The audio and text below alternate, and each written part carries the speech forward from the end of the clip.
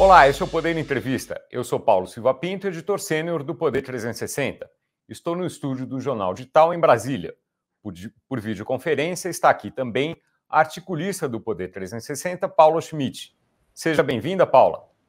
Bom dia, obrigada, Paulo. É um prazer estar aqui.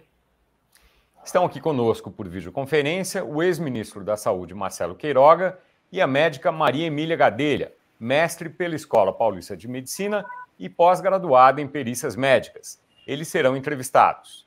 Agradeço Marcelo Queiroga por ter aceitado o convite. Eu que agradeço, Paulo. Obrigado. Bom dia, Paula e a Maria Emília. Agradeço também Maria Emília Gadelha por ter aceitado o convite. É uma honra para mim estar aqui dividindo essa entrevista com a Paula Schmidt e com o ex-ministro Marcelo Queiroga e, obviamente, com você.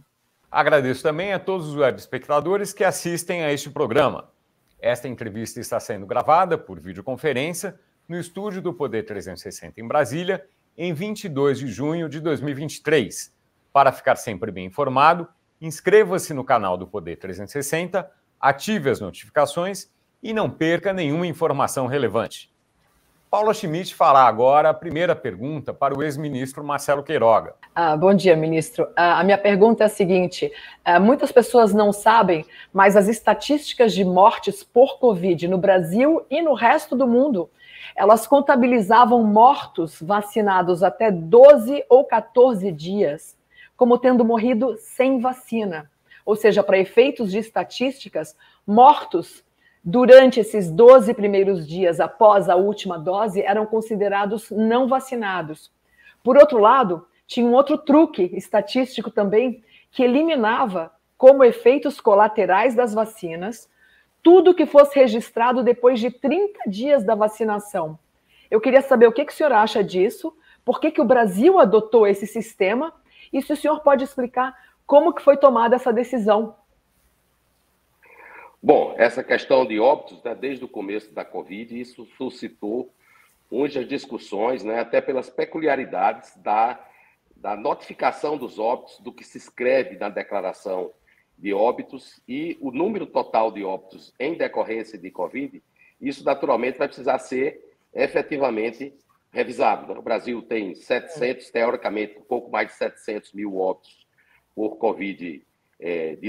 Quando a gente coloca por milhão de habitantes, você vai ver que o Brasil tem menos óbitos por milhão de habitantes do que Estados Unidos e do que o Reino Unido. Realmente, essa questão da notificação de óbitos em vacinados e não vacinados não é tão preciso como deveria ser. Também não há um sistema de notificação de eventos adversos capaz de captar todos os eventos adversos que possam ocorrer em função de vacinas.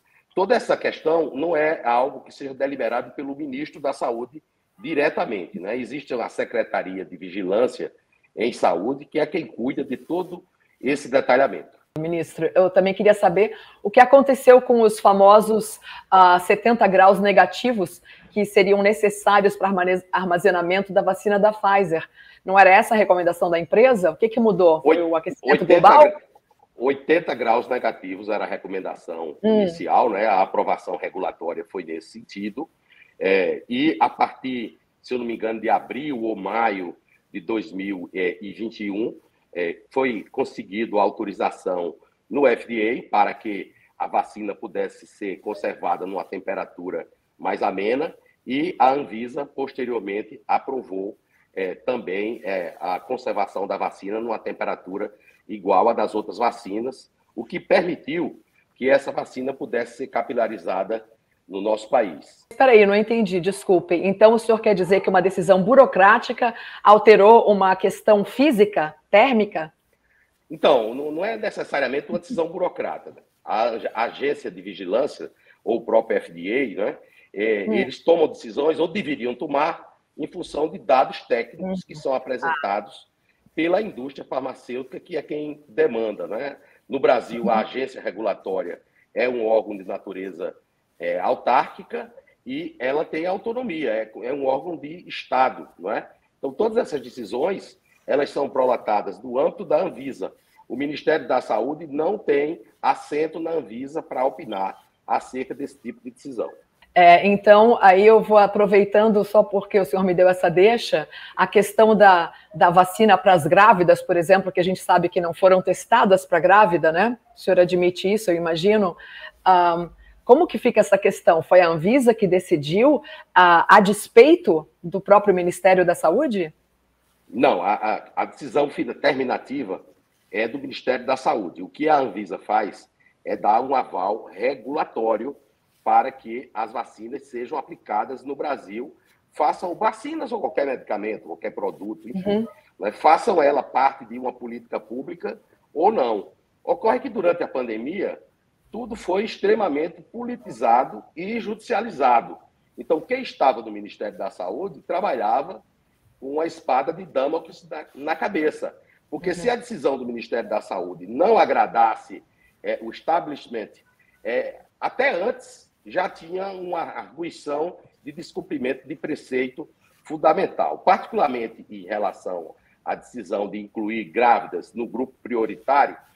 Existe uma lei no Congresso Nacional que determinou que as gestantes fossem incluídas no Programa Nacional de Imunização, mas também o grupo técnico do Ministério, aí precedeu até a minha própria entrada no Ministério, tinha incluído as grávidas no programa, embora essa indicação não tivesse no bulário da vacina, seja da vacina de mRNA, seja da vacina de vetor viral recombinante ou a vacina do vírus inativado, que é a vacina Coronavac, né? Inclusive, ocorreu até um caso, e esse é um caso que foi público, foi bastante discutido. À época, nós retiramos as gestantes com comorbidades do programa e suspendemos a vacina do vetor viral recombinante, porque tivemos um evento adverso, uma púrpura trombocitopênica trombótica, essa gestante, infelizmente, veio a óbito, né? E foi aquela celeuma, né? Porque alguns queriam que essa vacina continuasse no programa de imunização, outros não concordavam que nenhuma grávida tivesse no programa de imunização, outros queriam que colocasse as gestantes para tomar a vacina Coronavac, enfim, tudo isso tinha que ser discutido dentro de um cenário de muita dificuldade. E a Fiocruz, que foi a instituição que fez um acordo com a AstraZeneca, decretou sigilo de 15 anos, sobre detalhes do contrato entre essas duas, entre a instituição pública Fiocruz e a AstraZeneca. A minha pergunta é, o senhor sabia disso? Se o senhor sabia, por que o senhor aceitou? Eu também gostaria de saber se o Ministério da Saúde tem alguma responsabilidade sobre isso ou alguma autonomia para poder, por exemplo, proibir esse sigilo, que é um assunto seríssimo, que tem a ver com a saúde do público. E outra coisa, deixa eu ver, desculpa, eu anotei aqui, e a minha outra pergunta é, qual o poder que o Ministério da Saúde teria sobre uma Fiocruz, que é uma autarquia, correto? Qual é o poder de ingerência do Ministério da Saúde sobre decisões da Fiocruz? Bom, a diretoria da Fiocruz, ela é escolhida, né, num processo eleitoral interno, né, se indicam nomes, e esses nomes são ratificados pelo presidente da República, né? Então, no caso da ex-presidente da Fiocruz, a professora Nízia Trindade, primeiro ela foi nomeada pelo presidente Temer, depois ela foi nomeada pelo presidente Jair Bolsonaro. Naturalmente que a Fiocruz ela tem uma autonomia funcional, e as tratativas que a Fiocruz fez com o laboratório AstraZeneca e a Universidade de Oxford, né, que foi quem realmente desenvolveu a pesquisa, são tratativas que foram realizadas por biomanguinhos. Aquilo não é algo que o Ministério da Saúde participou diretamente. O Ministério da Saúde financiou o acordo de transferência de tecnologia. Porque essas 3 tecnologias, a aposta do Ministério da Saúde foi na vacina da AstraZeneca, Universidade de Oxford, e a transferência tecnológica. E isso resultou em uma vacina com um perfil de custo-efetividade muito interessante para o sistema de saúde brasileiro. Para você ter uma ideia, a vacina dessa dessa transferência tecnológica, custava para o Ministério da Saúde cerca de $4 a dose, enquanto a vacina da tecnologia mRNA em torno de $12,50 a dose. E a vacina Coronavac, $10. Então, se nós pegarmos do ponto de vista de custo-efetividade, essa vacina é uma vacina custo-efetiva. E não há, a Maria Emília pode me ajudar, que é especialista no assunto, não há, eu desconheço, nenhum estudo randomizado comparando Pfizer com AstraZeneca e com a vacina do vírus inativado, de tal sorte que são comparações indiretas que não têm o poder de aferir sequer a não inferioridade de uma vacina em relação à outra, sequer a superioridade. Então, na realidade, o que há e o que houve foi que a vacina americana ela prevaleceu no mercado e praticamente matou a vacina da AstraZeneca. Eu não diria a você que a vacina Pfizer é mais segura do que a vacina AstraZeneca. E talvez ela seja mais segura em públicos que, em tese, a vacinação não seria mandatória. Isso é uma opinião pessoal minha. Interessante. Posso falar? E hoje essa tecnologia ela foi praticamente sepultada. Ou seja, todo aquele investimento para recuperar a capacidade do nosso complexo industrial de saúde, ele foi para onde? Foi para a lata do lixo.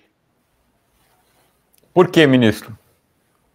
Porque não se aplica mais a vacina. Você pega, Paulo, por exemplo, a partir de agosto, esses especialistas que ficavam na televisão o tempo inteiro concedendo entrevistas, começaram a reclamar por vacinas atualizadas, as chamadas vacinas bivalentes. Aí eu pergunto a você, a população que já estava um pouco resistente a buscar as salas de vacinação, iam buscar a sala de vacinação para tomar uma vacina desatualizada?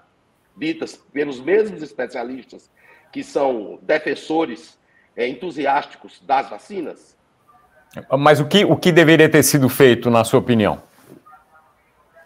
Na minha opinião, nós deveríamos ter seguido agora o ano de 2023 com uma estratégia menos abrangente de vacinação. Eu não vejo, sinceramente, eu não vejo uma indicação de se instituir uma política pública para aplicar vacinas em crianças de 6 meses a 4 anos. Tampouco vejo que haja um respaldo técnico, científico sólido para a aplicação de doses de reforços em adolescentes e em crianças de 5 a 11 anos. A minha opinião é uma opinião semelhante ao que a própria Organização Mundial da Saúde recomendou e o que países como a Inglaterra está fazendo, como a Alemanha está fazendo, a Suécia, a Suíça. Isso não se confunde com o discurso anti-vax. Até porque nenhum ministro, nenhum dos 49 que me antecederam e nem a que me sucedeu, fez mais ações para impulsionar os programas de imunização do Brasil do que eu. Nenhum. Desculpe interromper, ministro, só um pouquinho, só para ficar claro, o senhor não está recomendando vacina para crianças menores de 6 anos, o senhor está desencorajando, inclusive, é isso? É uma opinião pessoal minha, eu não vejo necessidade de uma política pública nesse sentido. Eu gostaria de fazer uns aportes, né? Primeiro, que essas novas vacinas, que esse termo vacina nunca deveria ser tabu, nós temos que discutir sobre qualquer assunto que impacte a saúde da população, né?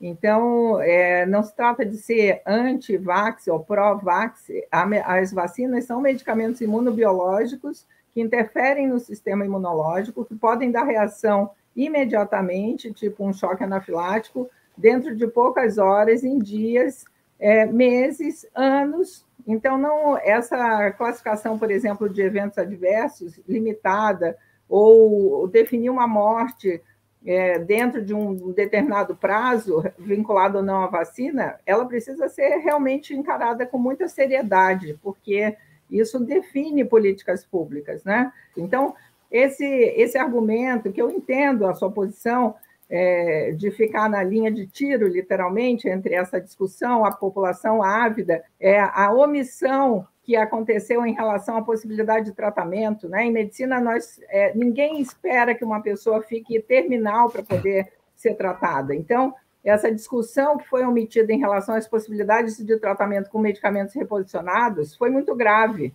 né? Então, essa definição toda foi muito problemática. E eu acho que teria sido resolvido muito simplesmente. Simplesmente era chamar a rede nacional, instituir um grupo que avaliasse seriamente a segurança desses produtos.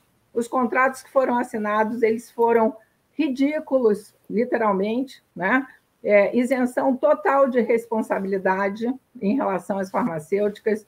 O Brasil se comprometeu a pagar até os advogados das indústrias farmacêuticas. Fizemos seguros internacionais milionários, né, em dólares.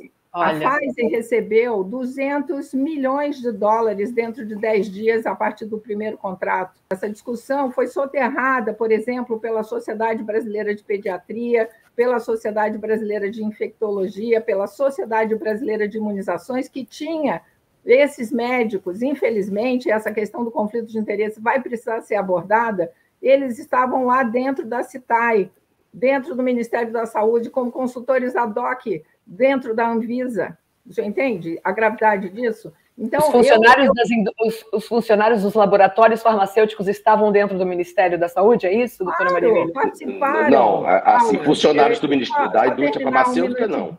Só um minutinho. Não, eles têm vínculos, ministro. Só me desculpe, mas é só pesquisar. Não, claro, são coisas diferentes. Vínculos existem.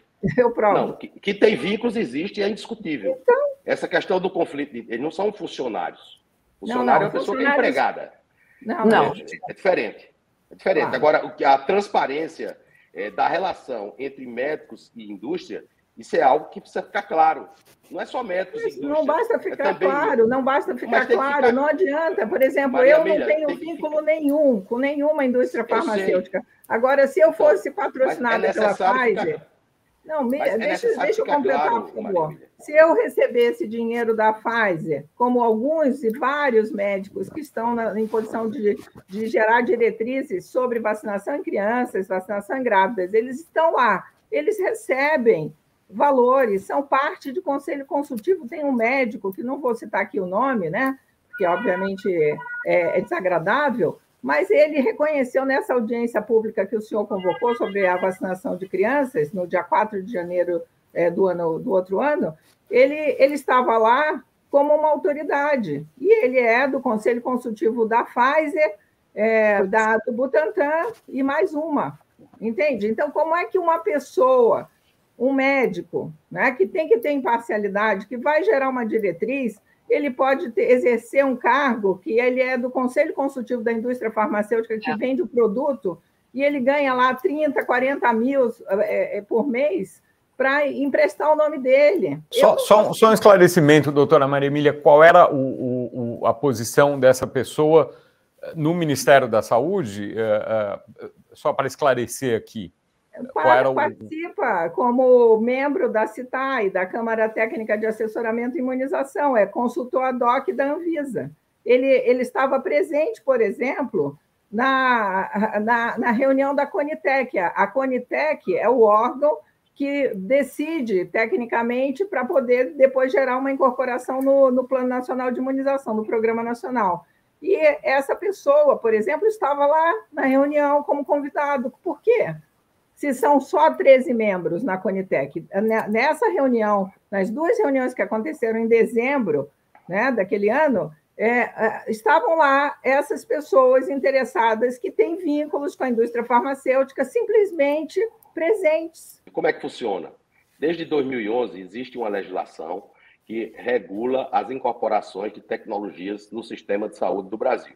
E essa regulação foi mudada agora em 2022, por mim, foi uma iniciativa minha, tudo no sentido de tornar mais transparentes e reduzir o viés nesse tipo de decisão que culmina com a elaboração de políticas públicas. Muitos dos argumentos que a Maria Emília traz à tona são argumentos que são procedentes e que precisam, naturalmente, de um tratamento regulatório diferente pelo Estado brasileiro, para atenuar o potencial de conflito de interesses dessas pessoas. Não há que se obscurecer que a indústria farmacêutica é uma das indústrias mais poderosas do mundo.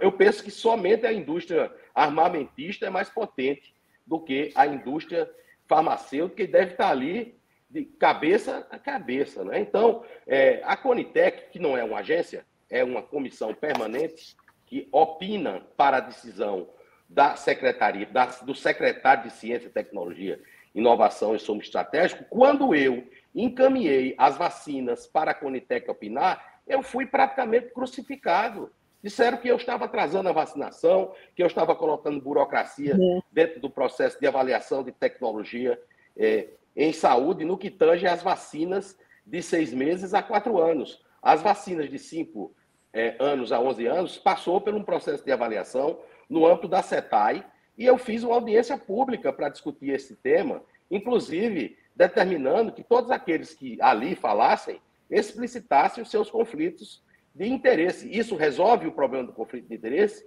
Não, mas é algo que já minora esse conflito de interesse. Né? Lembrar que a regulação da vacinação no Brasil, ela vem de 1976, é uma lei que criou o PNI e que criou a CETAI. E a CETAI tem a participação das sociedades científicas. Agora, vamos aqui convir que em 1976 o papel dessas sociedades científicas era romântico. Hoje não, as sociedades científicas, eu digo que eu já presidei 2, elas não podem prescindir do patrocínio da indústria. Isso tem que ficar claro, não tenho dúvida disso. Nenhuma. Por quê? Por quê, ministro? Por que não pode? Porque tem que ficar. Não pode? Não, por que não pode prescindir? Desculpa, Paulo. Elas se inviabilizam do ponto de vista econômico. As sociedades. Mas o que é isso? Com uma vacina cuja dose custa 10 dólares e quanto menos ela funciona, mais ela tem que ser aplicada? Não é só vacina. Aí é outra questão, Paula, que você está suscitando. Tá. Eu concordo com você. E se você pegar e recuperar a minha fala na Assembleia Mundial da Saúde, eu disse de maneira textual que nós precisávamos de vacinas mais seguras, mais eficazes, mais efetivas e mais custo-efetivas. E se você recuperar uma participação minha no Canal Livre, o Eduardo Oineg praticamente me trucidou, porque eu fui dizer que as vacinas estavam sendo estudadas e questionar a questão de custo-efetividade. E aqui eu declaro aqui para vocês, a Maria Emília tem uma posição mais conservadora do que eu considero que as vacinas foram muito importantes para que nós saíssemos do estado pandêmico. Eu não diria que foi só a vacina, eu diria que foi a vacina e uma série de outras situações, como, por exemplo, a imunidade natural de pessoas que adquiriram a Covid, pessoas adquiriram a Covid, tomaram vacina, e isso foi aumentando a proteção dessas pessoas, entre aspas. Eu sei que eu, ministro da Saúde, talvez tenha sido o único ministro da Saúde do mundo que teve a coragem de encerrar essa emergência de saúde pública de importância nacional 1 ano antes da recomendação da OMS, para acabar com a farra das compras sem licitações. Opa. Agora, a questão técnica em si, não é, da discussão da inclusão de um tratamento ou outro no sistema de saúde, isso não é uma ação do ministro. Isso cabe ao ministro quando vem em grau de recurso dentro de um procedimento administrativo. Quando eu falei que encaminharia para a Conitec para elaborar um protocolo clínico e uma diretriz terapêutica de enfrentamento à Covid-19 na CPI da pandemia, eu fui praticamente trucidado, eu fui acusado na CPI de crime de epidemia com resultado final, morte. E quando eu assumi o Ministério da Saúde, morreu, em média, 3.600 pessoas por dia. Vamos admitir que todos sejam por Covid, ou pelo menos eram notificados como tal. E quando eu saí do Ministério da Saúde, era menos de 100 pessoas. Ou seja, o que eu fiz funcionou. Tanto que hoje a gente vive num cenário diferente, a despeito da equipe de transição querer restituir a chamada emergência de saúde pública de importância nacional. O que o senhor tem a dizer sobre as importações de insulina sem aprovação da Anvisa? Elas estão sendo importadas, se não me engano, da China, foram comprados mais de, milhões de doses e acho que a compra foi de mais de R$1 bilhão. O senhor tem algo a dizer sobre isso, ministro? Se eu fosse o ministro e estivesse fazendo isso, né, você já sabe o que ia acontecer. Né? Uhum. Está aprovando insumos que não têm aprovação da Anvisa, etc. Né? Isso aí são as insulinas análogas, né? Porque a insulina humana não é o problema, é a insulina análoga. e há realmente um monopólio, um oligopólio, ou praticamente um monopólio dessas insulinas na mão de 2 laboratórios, não é? Então, o TCU também participa dessas tratativas. É um cenário muito complexo, que é necessário que a gente fortaleça o nosso complexo industrial da saúde de uma maneira inteligente, não através de PDPs que demoram 1 década para ser concluída e depois que conclui, a inovação que foi incorporada já não é mais inovação nenhuma, porque já tem outra que chega aí que a pressão para incorporar é brutal. Mas então uma compra assim de insulina sem a aprovação da Anvisa, qual a garantia que um diabético que usa insulina tem com relação a esse medicamento? Pois é, eles alegam que no país de origem dessa insulina, a autoridade regulatória aprova, né? E o preço, né? Porque praticamente tem 1 ou 2, né? E isso vai ao TCU, porque se faz os processos licitatórios e as partes que são contrariadas ingressam no Tribunal de Contas da União. Então acaba isso sendo, vamos dizer assim, né? Não é sede judicial o TCU, mas acaba sendo judicializado. É muito difícil você lidar como autoridade administrativa toda hora seja com essa judicialização formal, seja através da intervenção do Tribunal de Órgãos de Controle, como o Tribunal de Contas da União. Eu acredito que esse debate ele precisa ser feito, né? Como eu disse, vacina não deveria ser tabu. Nós temos que ter liberdade para discutir de forma imparcial e com declaração, e aqui eu deixo o meu protesto à presença de médicos com vínculos pesados com a indústria, e eu discordo frontalmente do ministro Queiroga, nesse sentido, não basta transparência, porque se eu for patrocinada, por exemplo, pela Pfizer, e eu vou chegar lá para defender a inclusão do produto da Pfizer para criança, a minha opinião não é imparcial, não basta que as pessoas saibam que eu sou patrocinada, né? Por exemplo, tem uma médica da Fiocruz, que é uma senhora que entrou para a Academia Nacional de Medicina, algo assim, e ela é patrocinada, e ela nunca declara os conflitos de interesse. Eu pesquisando os materiais dela, está lá. Então, quer dizer, como é que eu acho isso totalmente antiético do ponto de vista médico. O médico tem que ter imparcialidade, ele tem que buscar estudar, e ele tem que fazer o melhor pelo paciente. É assim que deve ser a medicina limpa, né? Então, eu realmente acho que essa situação ela precisa de uma análise e uma intervenção cirúrgica, porque não é possível aceitar com essa pressão. E o que o ministro falou, as sociedades não vivem sem patrocínio da indústria farmacêutica. Por que não, ministro? Eu sou presidente de uma sociedade médica e nós não temos patrocínio, vive dos custos, vive da anuidade dos associados. No modelo que as sociedades maiores funcionam, é impossível viver só de anuidade de associado, porque é uma estrutura grande, não é? Agora, tem que deixar essas relações de uma maneira muito clara, transparente. As pessoas têm que saber quais são os valores ali que são defendidos. Está claro essa relação. E quem tem conflito de interesse com a indústria não pode participar das decisões deliberativas, de forma alguma. O que não impede das pessoas participarem discutindo o tema. Pode discutir o tema. Até porque quem demanda para a Conitec, quem demanda, na maioria das vezes, é a própria indústria. E eles têm espaço para defender. Eu incluí na lei, que foi uma ação minha, que é a lei 14.000, vocês podem olhar aí, 14.313 de 2022, que as avaliações pelos núcleos de avaliação de tecnologia tinha que obedecer um processo aleatório de distribuição, como acontece no Poder Judiciário. Agora, quero concordar com a Maria Emília que tem que acabar com esse tabu que não se pode discutir evento adverso, seja de vacina, seja de qualquer medicação que for, tem que ser discutido de maneira clara. Isso não é um problema de polícia, isso é um problema de saúde pública, que tem que ser discutido de maneira técnica. Pelo menos eu penso assim. Não é vacina de HPV. Eu também já ouvi essas observações que a Maria Emília faz, também já ouvi observação no sentido contrário, já vi observação que uma dose só é suficiente, né? Então tem que se discutir. E a gente tem que aprimorar os nossos registros em relação a eventos adversos. Os registros são precários. E o Ministério da Saúde, ele não tem braço para fazer essa vigilância no país inteiro. É necessário o concurso das secretarias municipais, das secretarias estaduais, da própria Anvisa, tudo no sentido de se aprimorar esse processo. Bom, caminhando aqui para o final da nossa entrevista, uma última pergunta para o senhor. O senhor se filiou ao PL.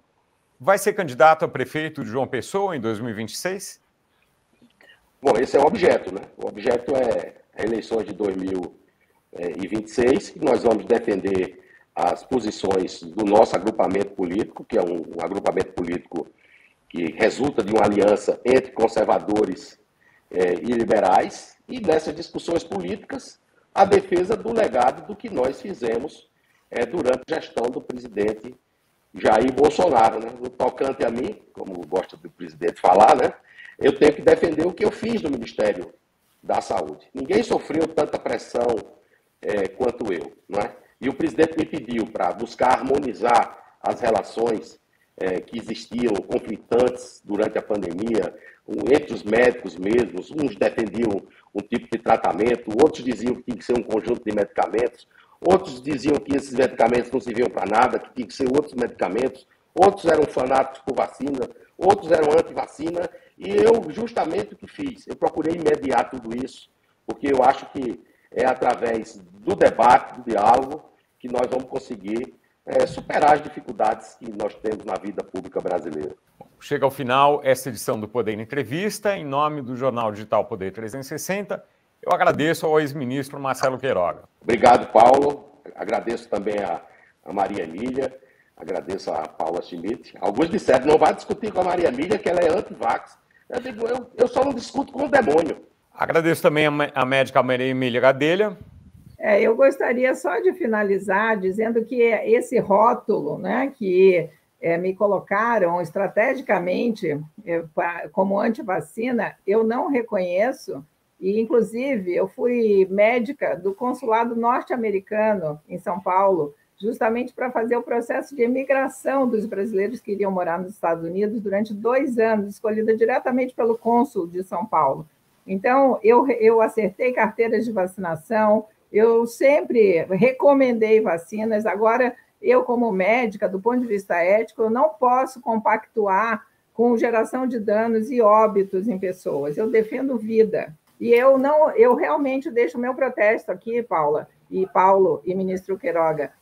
Eu não acho ético que médicos com vínculos de qualquer tipo com a indústria farmacêutica participem de decisões que impactem na vida, na qualidade de vida e na possibilidade de óbito de pessoas. Eu não acho que seja suficiente declarar os conflitos, você entende? Porque os conflitos, eles interferem. Então, ali no processo decisório correto, ético, precisam estar pessoas que são independentes. E eu preservo a minha independência. Né? E é isso aí. Eu agradeço muito o convite da Paula, do Paulo, do Poder 360, e eu espero que essa entrevista sirva para desmistificar esse assunto e que nós possamos gerar um debate honesto sobre esse tópico de vacinas e eventos adversos. Agradeço também a todos os web espectadores que assistiram a este programa. Esta entrevista foi gravada por videoconferência no estúdio do Poder 360 em Brasília, em 22 de junho de 2023. Para ficar sempre bem informado, inscreva-se no canal do Poder 360, ative as notificações e não perca nenhuma informação relevante. Obrigado e até a próxima.